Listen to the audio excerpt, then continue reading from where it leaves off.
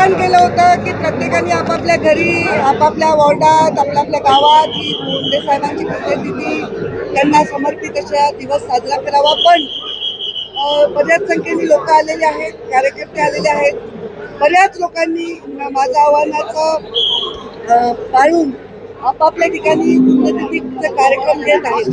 तर प्रतिसाद आव्हानाला दिल्याबद्दल सगळ्यांचे मी आभार मानते. आज अत्यंत साध्या पद्धतीने मुंडे साहेबांना आम्ही त्यांचं आवडतं सगळं जेवण नैवेद्य दाखवला. मुंडे साहेबांसाठी कीर्तन चालू आहे. अत्यंत साध्या पद्धतीने आजचा दिवस आम्ही करतोय, कारण आज पेट्रोल, डिझेल आणि इंधनाचा जो प्रश्न आहे त्याच्यामुळे मोठ्या प्रमाणात आम्ही पुण्यतिथीचा कार्यक्रम नाही करतो. नाही, आज एक नवा संकल्प तुम्ही जाहीर करणार होता आणि एक गोष्ट न करण्याची देखील घोषणा करणार होता. काय नेमकं ते ते आहे? आता मी भाषणात सांगेन, मला अजून सुचलं नाहीये ते काय. जेव्हा सुचेल ते स्वयंप्रेरणे. नाही, साहेब जाऊन 12 वर्ष झाले.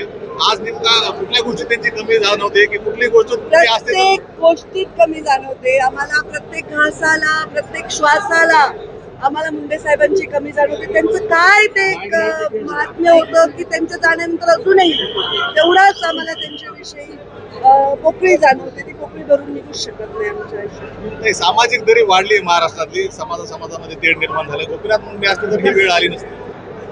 ते काळ वेगळा होता, तेव्हाचे लोक वेगळे होते. आताची परिस्थिती वेगळी आहे. साहेब असते तर त्यांनी नेहमी समाजांना एकत्र घेऊन जाण्याचा प्रयत्न केला असता आणि त्यांच्या विचारावर वाचवर आहे हाच प्रयत्न शेवटच्या श्वासापर्यंत